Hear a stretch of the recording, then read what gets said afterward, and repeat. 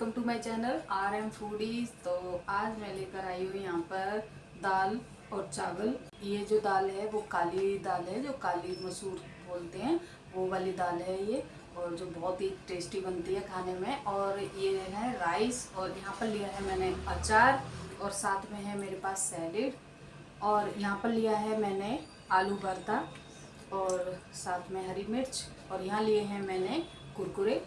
तो ये थोड़े से टेस्ट के लिए। तो ज़्यादा देर ना करते हुए वीडियो मैं स्टार्ट करती हूँ। और अगर आप मेरे चैनल पे आप नए आए हैं ना, तो प्लीज़ सब्सक्राइब ज़रूर करना, और मेरी वीडियो को लाइक करना, और बेल आइकन ज़रूर प्रेस करना, ताकि नोटिफिकेशन जल्दी आपकी स्क्रीन पर हो, और ताकि आप मेरे साथ जुड़ सकें और मेरी वीडियो देख सकें। तो मुझे कमेंट में भी बताना कि किस किस को ये दाल बहुत पसंद है। तो चलो स्टार्ट करती हूँ मैं वीडियो।